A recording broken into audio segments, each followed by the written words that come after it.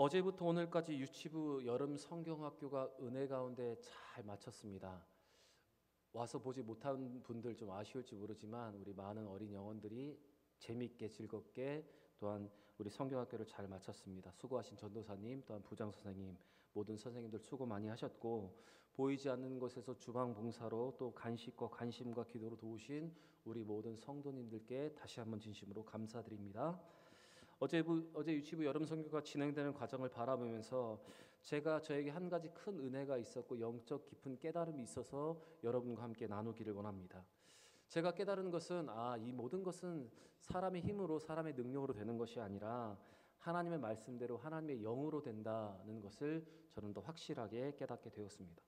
그래서 교회가 더 기도하면 된다, 기도해야 한다는 확신을 갖게 되었습니다. 여러분, 계획도 중요하고 프로그램도 중요한데 그것보다 더 중요한 것은 우리가 얼마만큼 기도했는지, 얼마만큼 하나님을 의지했는지가 여러분 더 중요한 것입니다. 스가랴 4장 6절의 말씀을 보시면 하나님은 스가랴에게 이렇게 말씀하십니다. 힘으로도 되지 않고 능력으로도 되지 않고 오직 나의 영으로 되느니라. 이게 하나님의 말씀입니다. 우리 같이 한번 읽어보겠습니다. 만군의 여호와께서 말씀하시되 이는 힘으로 되지 아니하며 능력으로 되지 아니하며 오직 나의 영으로 되느니라. 여러분, 사람의 힘으로도 되지 않고 사람의 능력으로 되지 않고 무엇으로 된다고 성경은 말하고 있습니까? 영으로 된다. 성령으로 이루어진다. 오늘 성경은 이렇게 말하고 있습니다.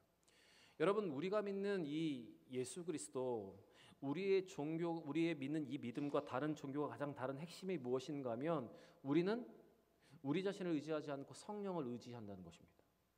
세상의 많은 종교들이 금욕과 자기 절제와 자기 노력으로 좋은 결과를 얻을 수 있다고 생각을 하지만 성경은 우리의 힘으로, 우리의 능력으로 되지 않고 오직 성령을 의지할 때 성령으로 가능하다고 우리에게 말하고 있습니다. 여러분, 그래서 우리가 모든 일을 만물을 주관하시는 하나님 앞에 예수의 이름으로 기도할 때 하나님은 성령의 역사와 도우심으로 우리의 힘으로도 우리의 능력으로 되지 않은 모든 일을 이루어 주시고 우리가 감당할 수 없는 모든 일들도 하나님의 능력의 장중에 우리를 이끌어 주시는 것입니다.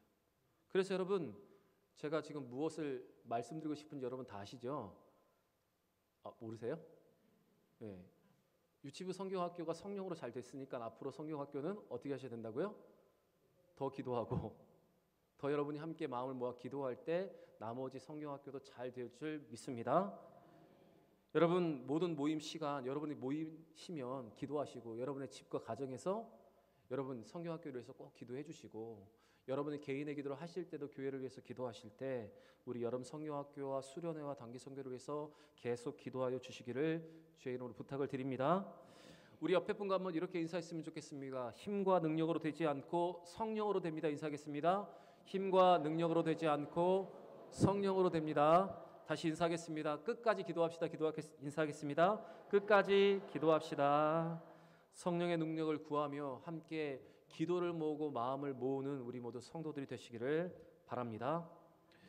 오늘 제가 여러분과 나누고 싶은 이 말씀은 목요일 새벽 시간에 은혜를 나눈 말씀입니다.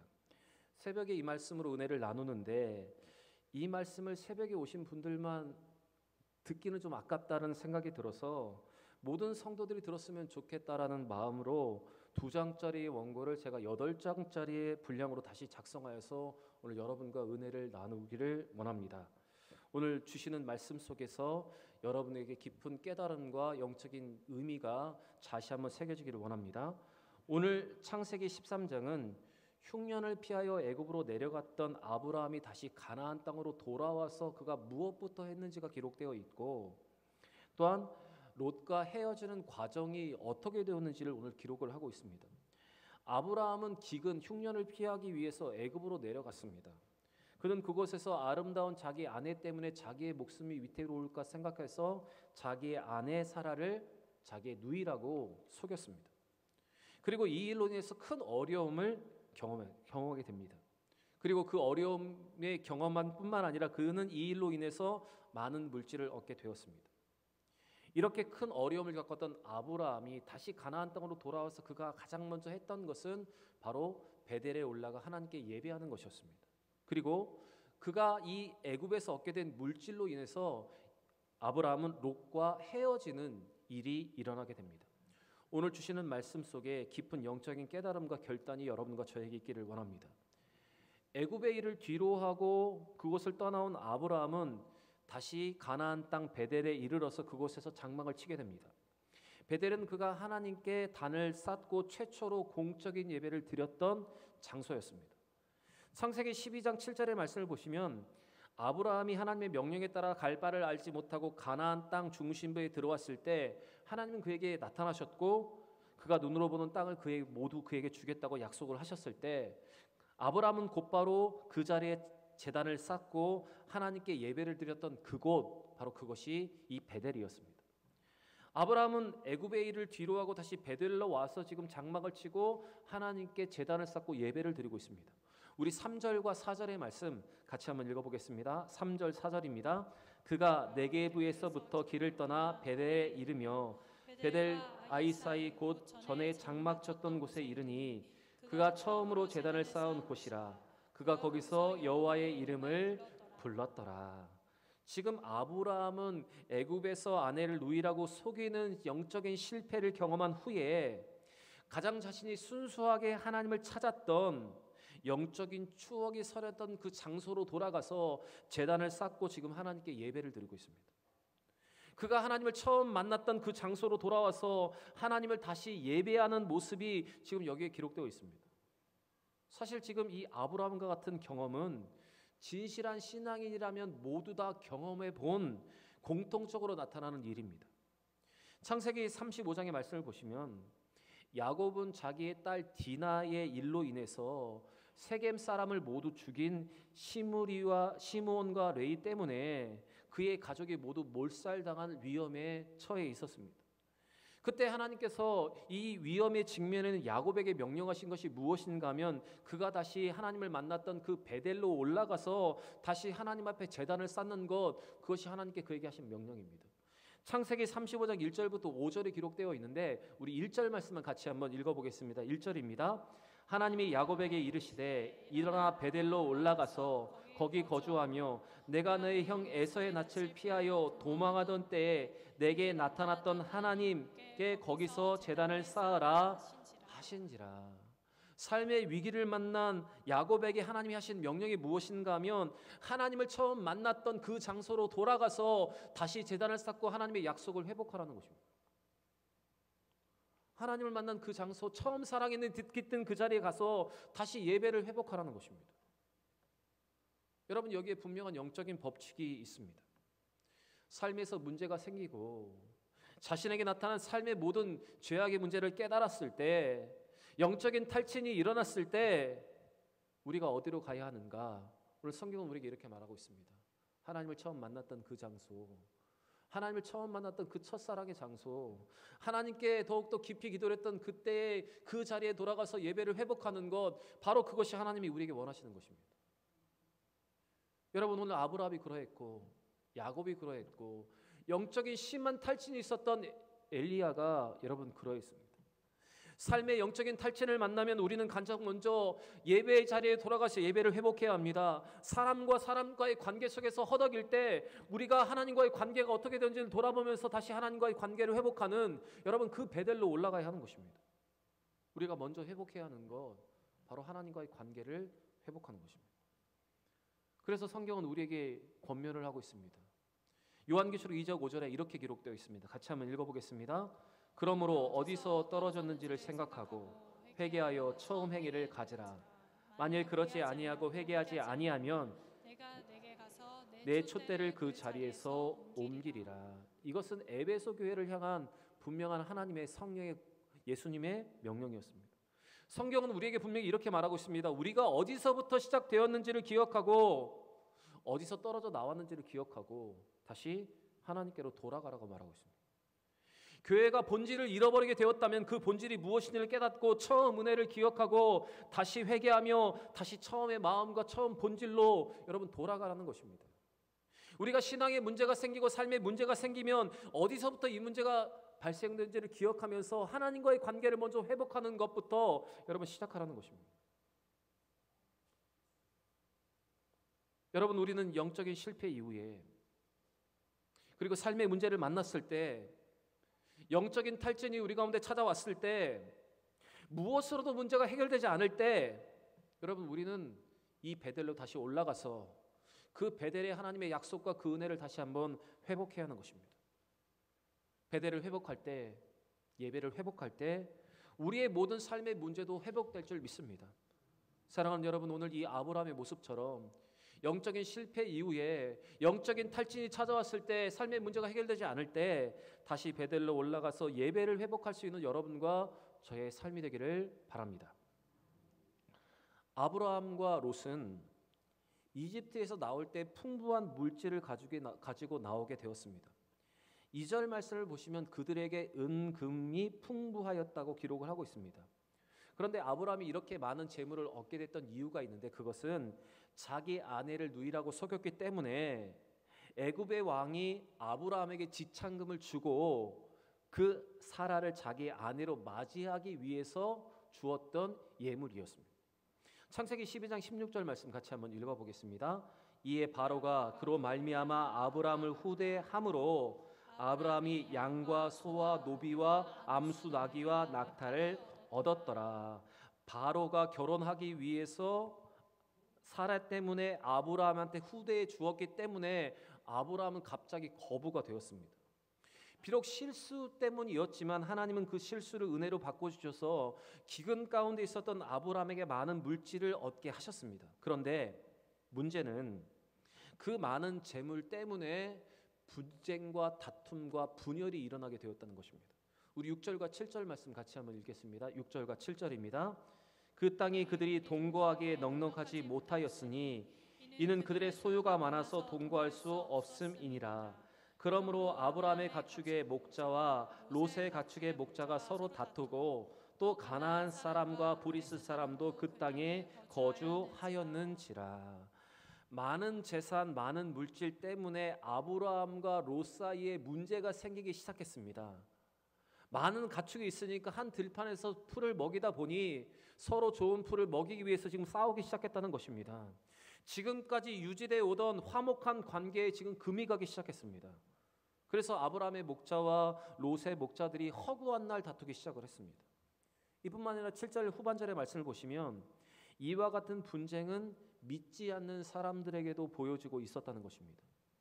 지금 하나님을 섬긴다고는 두 사람이 믿지 않는 사람들 앞에서 싸우게 되니까 그 다툼을 목격한 사람들 앞에서 지금 하나님의 영광을 가리우게 된 것입니다.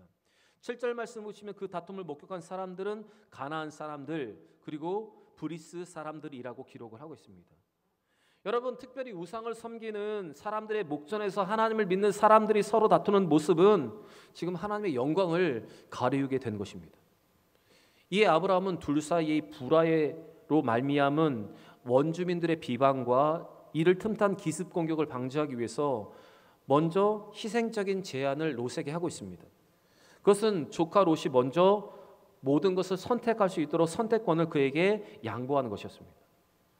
아브라함 이처럼 모든 것을 먼저 내어줄 수 있었도록 관대해 줄 수 있었던 것은 바로 그가 땅보다 하나님의 나라를 더 크게 생각하고 물질보다 하나님의 영광을 더 소중하게 여기는 그의 마음 때문에 시작된 일입니다.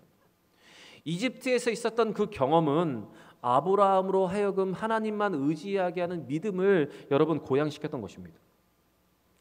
여러분, 이 세상을 한번 잘 보시기 바랍니다.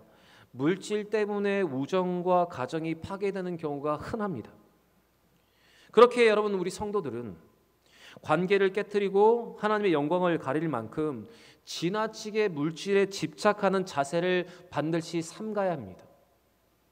마태복음 19장 22절의 말씀을 보시면 구원 곧 영생을 얻기 위해서 예수님께 온 한 청년이 있었습니다. 그런데 그 청년이 구원에 이르지 못하고 예수를 따르지 못하고 근심하며 돌아갔다고 성경은 기록하고 있습니다. 그런데 근심하며 돌아갔던 그 청년, 그가 근심하며 돌아간 이유에 대해서 성경은 이렇게 말하고 있습니다. 마태복음 19장 22절의 말씀 같이 읽겠습니다. 그 청년이 재물이 많음으로 이 말씀을 듣고 근심하며 가니라. 여러분, 재물에 집착한 이 청년은 영생의 길이 분명히 있음에도 불구하고 그 말씀을 듣고도 실행하지 못하고 근심하며 돌아가게 되었습니다. 여러분, 하나님이 우리에게 주신 물질은 축복이며 은혜입니다. 그런데 주신 그 물질로 인해서 우리 가운데 분열이 생기고 하나님의 영광을 가리게 된다면, 그리고 그것에 집착하여서 구원을 얻지 못하면, 여러분, 이것이 우리에게 더 큰 문제가 아니겠습니까? 하나님이 우리에게 이 땅의 삶을 풍성하며 하나님께 영광 돌리라고 주신 이 물질 때문에 우리가 하나님의 영광을 가리고 구원에 이르지 못한다면, 여러분, 그것이 우리에게 더 큰 문제가 아닙니까? 여러분, 오늘 주시는 말씀 속에 물질이 가져다 줄 수 있는 여러 가지 위험의 요소들을 기억하시고 아브라함과 같이 하나님을 바라보는 신앙으로 물질보다 하나님의 나라를 더 소중히 여길 수 있는 여러분과 제가 되기를 원합니다. 여러분과 여러분의 가정과 또한 우리 교회가 이런 물질로 인해서 시험에 들지 않도록 항상 기도하고 깨어있는 우리 모두가 되기를 바랍니다.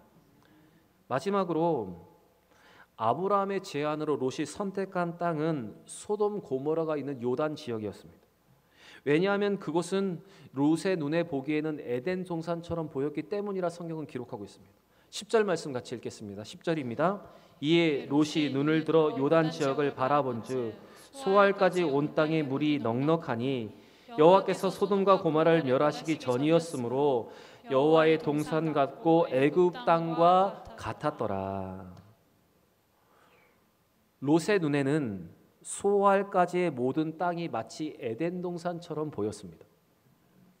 그러나 롯의 시각으로 에덴 동산 같이 보였던 그곳에 대한 하나님의 시각, 하나님의 생각은 달랐습니다.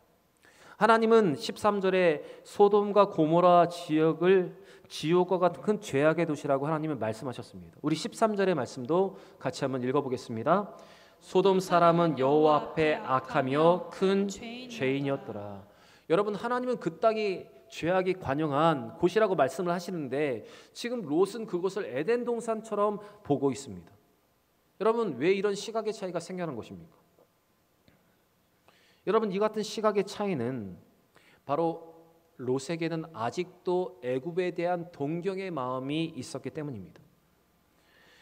롯이 요단들이 좋게 보였던 이유는 그가 마치 애굽 땅에서 보았던 모든 것처럼 그 땅이 그렇게 보였기 때문입니다.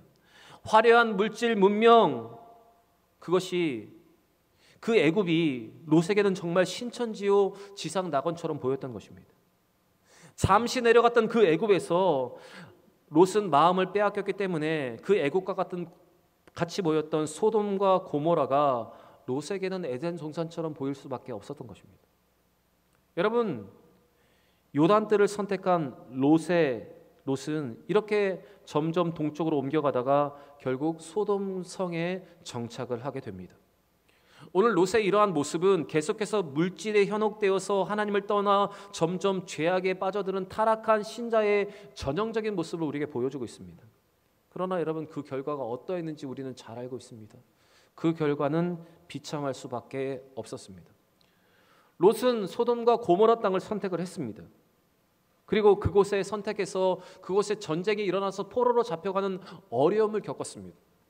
그래서 그 다음 장에 보시면 아브라함이 포로로 잡혀가 있는 이 롯을 구하기 위해서 자기 집에서 기른 군사 318명을 데리고 가서 롯을 구출해 오기까지 했습니다. 그렇지만 롯은 그때도 소돔과 고모라 땅을 포기하지 못하고 그곳에 계속 머물게 됩니다. 결국 하나님이 유황과 불로 그 땅을 심판하실 때까지 그 땅에 머물러 있었던 것이 롯의 모습입니다. 여러분, 세속과 물질에 현혹되어 하나님을 점점 떠나서 죄악에 빠져가는 이 전형적인 신자들의 모습을 대표하는 이 롯의 모습을 보시기 바랍니다. 세상과 물질을 동경할 때 여러분, 우리 가운데도 이러한 일이 일어날 수가 있는 것입니다. 그래서 하나님은 이와 같은 가능성이 있는 우리에게 이삭을 통해서 이런 명령을 하고 계십니다. 우리 같이 한번 창세기 26장 1절부터 4절의 말씀을 같이 읽겠습니다. 아브라함 때에 첫 흉년이 들었더니 그 땅에 또 흉년이 들매 이삭이 그랄로 가서 블레셋 왕 아비멜렉에 이르렀더니 여호와께서 이삭에게 나타나 이르시되 애굽으로 내려가지 말고 내가 내게 지시하는 땅에 거주하라. 이 땅에 거류하면 내가 너와 함께 있어 내게 복을 주고 내가 이 모든 땅을 너와 내 자손에게 주리라. 내가 내 아버지 아브라함에게 맹세한 것을 이루어 내 자손을 하늘의 별과 같이 번성하게 하며 이 모든 땅을 내 자손에게 주리니 내 자손으로 말미암아 천하 만민이 복을 받으리라. 여러분, 하나님이 우리에게 원하시는 것은 우리가 세상에서 흉년을 만나고 삶의 기근이 찾아왔을 때도 애굽으로 내려가지 않는 것, 그것이 하나님이 우리에게 원하시는 것입니다. 하나님의 약속을 믿고 하나님 우리에게 약속하신 그 약속이 신실하게 이루어질 것을 믿고 약속의 땅에 머무는 것, 그것이 하나님이 우리에게 하시는 명령입니다. 여러분, 이삭이 이렇게 하나님의 명령을 듣고 명령을 지키고 약속의 땅에 머물었을 때 하나님의 약속대로 이삭은 그 땅에 농사하여 100배의 결실을 맺을 수 있었습니다. 여러분, 물질적으로 풍요해 보이는 그곳에는 영적인 타락과 변질이 있다는 사실을 우리는 깨달아야 합니다. 그리고 영적인 타락과 변질을 가져올 수 있는 그곳에 우리는 마음을 빼앗기지도 않고 가지도 않아야 하는 것입니다. 사랑하는 여러분, 눈에 보이는 것이 전부가 아니라는 사실을 기억하고 우리의 눈에 좋게 보인다 하더라도 그것이 죄악으로 가는 길이라면 그것을 선택하지 않을 수 있는 여러분과 제가 되기를 바랍니다. 믿음의 눈으로 모든 것을 바라보고 하나님의 명령과 그 약속을 신뢰하면서 아브라함같이 제단을 쌓고 믿음으로 살아갈 수 있는 여러분과 제가 되기를 원합니다. 사랑하는 여러분, 베델을 회복하시기를 바랍니다. 처음 사랑과 그 처음 마음, 우리가 가장 좋았던 그 신앙을 다시 한번 회복할 수 있는 우리 모두가 되기를 바랍니다. 그리고 물질이 가져다 줄 수 있는 시험과 위험을 다 내려놓고 물질에 집착하지 않고 하나님을 온전히 바라볼 수 있는 여러분과 저의 삶이 되기를 원합니다. 그리고 우리에게 물질을 주신 이유, 그 목적을 기억하시면서 그것들을 선영함을 통해서 믿음의 선순환이 일어나는 우리 모든 대형의 성도들이 되기를 바랍니다. 이번 한 주 주시는 이 말씀으로 살아서 믿음으로 승리하여 더 큰 은혜와 축복을 누리는 우리 모든 대형의 성도들이 되시기를 주의 이름으로 간절히 축원합니다.